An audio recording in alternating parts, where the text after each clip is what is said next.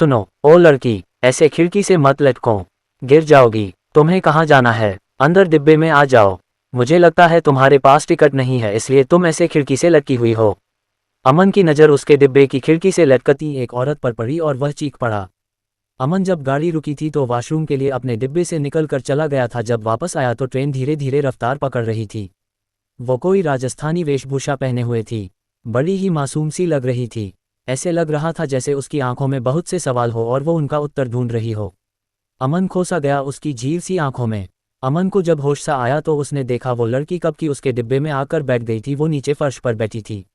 अमन office के काम के चलते दिल्ली से 9 घंटों की दूरी पर बसे नवलगढ़ गांव ट्रेन से जा रहा था। वहां एक गवर्नमेंट का प्रोजेक्ट चल रहा था जिसमें एक पुरानी हवेली के रेनोवेशन का काम उसके जिम्मे आया था। ये प्रोजेक्ट अमन के लिए जरूरी था क्योंकि इस पर सीधा उसका प्रमोशन टिका हुआ था। जब प्रोजेक्ट मिला था तब उसके बॉस ने उसको बताया था, अमन, यहाँ से 12 घंटे की दूरी पर नवलगढ़ है, वहाँ के किले का रेनोवेशन करना है। वो जगह 200-300 सालों से ऐसे ही पड़ी है। सरकार का मानना है कि उसे रेनोवेट करके पर्यटन को बढ़ावा मिल सकता है। लेकिन क्या सर? अमन ने उत्सुकतावश पूछा। उस जगह के लिए ये प्रसिद्ध है कि वहाँ ना जाने क्या है, जो भी उस किले की मरम्मत के लिए जाता है वो वहाँ पर काम नहीं कर पाता, या तो वो छोड़कर भाग आता है या फिर अपना मानसिक संतुलन खो बैठता है। तुमसे पहले भी बहुत से अफसर वहाँ गए हैं लेकिन कोई भी वहाँ टिक नहीं पाया।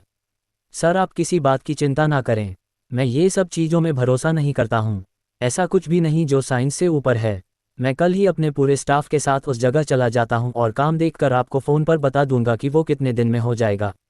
अमन दूसरे दिन ही अपने कुछ स्टाफ के साथ नवलगढ़ जाने निकल चुका था। वह इस ट्रेन से अकेला जा रहा था। उसने अपने स्टाफ को दूसरी गाड़ियों से कंस्ट्रक्शन का सामना देकर पहले ही रवाना कर दिया था। क्योंकि रात काफ़ी हो गई थी इसलिए उसको हल्का सा डर महसूस हो रहा था। अमन ने फिर से डिब्बे से झांक कर देखा। कुंवरपुर स्टेशन आ गया था। उसने अपने फ़ोन पर समय देखा, रात के 9 बज चुके थे। अमन ने सोचा कि गाड़ी समय पर ही है, शायद 11:30 बजे के आसपास वो नवलगढ़ पहुंच जाएगा। तभी अमन ने जैसे ठंड की वजह से अपने दोनों हाथों को मसला तो उसे महसूस हुआ कि उसके नाखून बड़े हुए हैं, तो उसने अपनी शेविंग किट से नील कटर निकाला और नाखून काटने लगा। तभी वो लड़की एकदम से बोली, ना बाबू सा, थे यो के करियो हो, रात होते पीछे नाखून ना काट्या करो। महारी माँ सा कहया करे थी कि रात ने जो लोंगा नूह नाखून काट्या करो ना तो उसके पाछे भूतनी लग जावे हैं। अमन ने देखा वो लगातार एक ही दिशा में देख रही थी जैसे कहीं खोसी गई हो। अमन ने उसकी तरफ देखते हुए कहा, क्या नाम है तुम्हारा और कहाँ जा रही हो?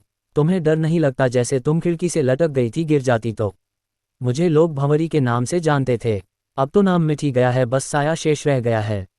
उद्धरण चिन्ह उद्धरण चिन्ह उद्धरण चिन्ह उद्धरण चिन्ह। थे मतलब इस परदेश में अब मुझे कोई कहाँ जानता है। वह औरत अपने माथे पर हाथ टेककर फिर से एक ही दिशा में घूरने लगी। रात के 9:30 बज गए थे। अमन हल्का फुल्का नाश्ता साथ लाया था। उसने बैग में से बिस्कुट और नमकीन निकाले और औपचारिकतावश उसने भंवरी को कुछ बिस्कुट और नमकीन प्लेट में डालकर दी। वो तो खा रहा था लेकिन भंवरी ने उसे छुआ तक भी नहीं। अमन ने पानी पिया और थोड़ी देर अपनी सीट पर कंबल ओढ़कर लेट गया। उसने भंवरी को भी ऊपर सीट पर बैठने को बोला लेकिन उसने मना कर दिया।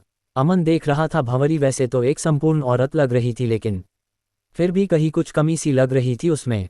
क्या चीज़ ऐसी है जो भंवरी को औरत से अलग रूप दे रही थी जबकि उसने सारा श्रृंगार औरतों जैसा कर रखा था? बहुत देर सोचने के बाद उसने जाना, हाँ, उसकी आवाज़ में वो कोमलता नहीं थी जो औरतों के लहजे में होती है। उसकी आवाज़ मर्दाना लग रही थी।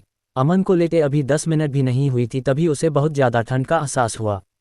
उसने देखा खिड़की हल्की सी खुली हुई थी। वो जैसे ही खिड़की बंद करने के लिए उठा और पीछे जहां भंवरी बैठी थी उधर देखा तो हैरान रह गया क्योंकि वहां वो थी।